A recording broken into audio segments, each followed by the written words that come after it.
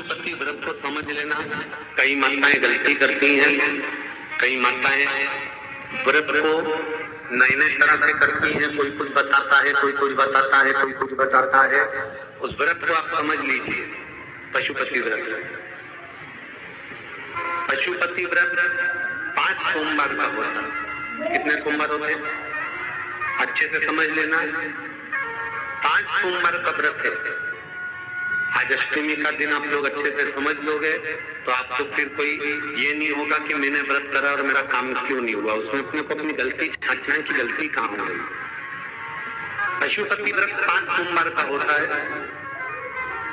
बीच में किसी सोमवार पर यदि एकादशी पड़ जाए या कोई तीज पड़ गई या कोई त्योहार पड़ गया, कोई नवरात्रि का व्रत कर रहे हो या कोई त्योहार का व्रत कर रहे हो या कोई तिथि का व्रत कर रहे हो और उस दिन सोमवार पड़ गया, अब आपने विचार करा कि मेरा पशुपति का भी व्रत है और साथ में तीज का भी व्रत है, तो कौन सा व्रत करूं मैं।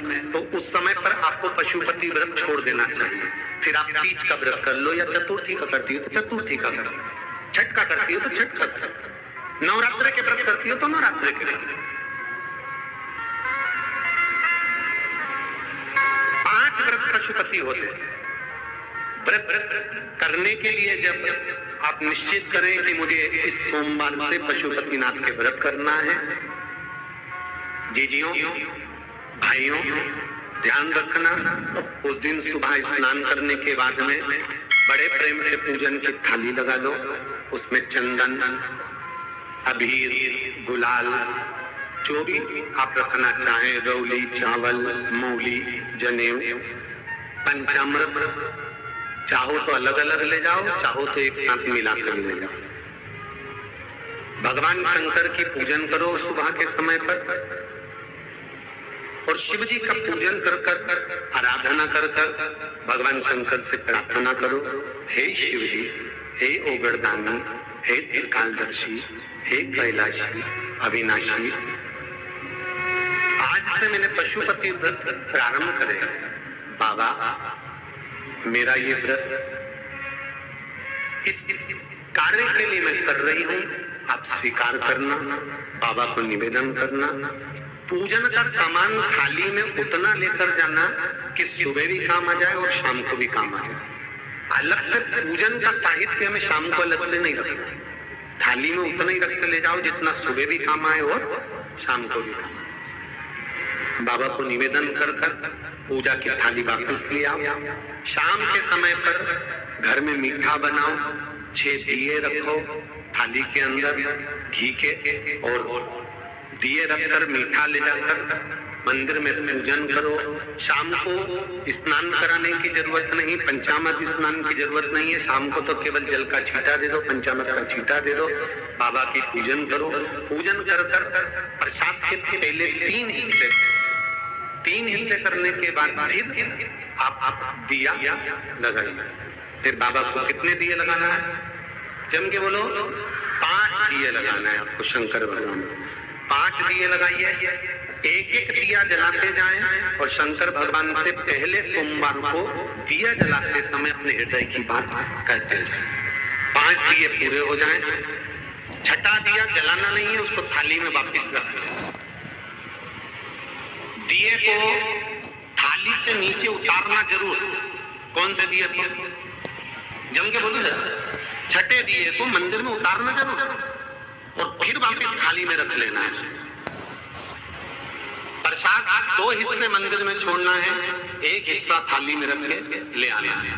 पूजन कर कर बाबा को निवेदन कर कर वापिस आइए। शाम को जब घर में प्रवेश करो, सीधे हाथ की ओर घर में अंदर जाते समय अपना जो राइट हैंड हो, अपना जो सीधा हाथ हो, उस ओर बैठो और बैठने के बाद सफल करिएगा। बाबा से निवेदन करके घर के अंदर प्रवेश कर जाओ। भोजन जब गिनने के लिए बैठो, भोजन करने के लिए बैठो, सबसे पहले जो प्रसाद लेकर आए हो उस प्रसाद को खाइए। जो प्रसाद आप लेकर आए उस प्रसाद में से किसी को नहीं देना है, अकेले खाना। उतना ही प्रसाद लेकर जाना जितना खब जाए, छोड़ना भी नहीं। सबसे पहले प्रसाद खाइए, उसके बाद में भोजन करिए। इस व्रत में सुबह आप फलाहार कर सकते हो, शाम को भोजन कर सकते हो। भोजन में ये जरूरी नहीं है कि मीठा ही खाना है, नमकीन भोजन भी कर सकते हो। बस मीठा कब खाना है, जब जब प्रसाद का एक हिस्सा लेकर आओ तो वो एक हिस्सा आप खाओ। उसके बाद में जब भोजन करो तो नमक का करो, कोई मना नहीं, मिर्ची का करो, पर उसमें कोई दिखावा ना और भोजन करें। ऐसे 5वां जब सोमवार आ जाए, बीच में अगर कोई सोमवार छूट भी जाए तो व्रत करना, पूजन मत करना। कोई रजो धर्म आ गया, रजस्वला धर्म आ गया, कोई कार्य आ गया तो उसमें पूजन करना, पूजन नहीं करना है, उसमें व्रत जरूर करना। और जब जब 5वां व्रत रहे और 5वां व्रत जब रहे तो उस 5वें व्रत में जब सुबह पूजन करिए और शाम को पूजन करो तो शाम को भगवान पर 108 या तो चावल के दाने, मूंग के दाने या बेलपत्र या फूल की पत्ती, जो भी 108 चढ़ा सकते हो भगवान को चढ़ाकर एक श्रीफल 11 रुपए उस पे रखकर शिव जी से निवेदन कर घर पर आ जाइए, दिया लगाइए और बाबा से निवेदन कर प्रसाद पाइए। अगर नियम से कर लिया तो मेरा विश्वास कहता है 5 सोमवार के अंदर ही आपका काम हो जाएगा, 5वें तक पहुंचोगे।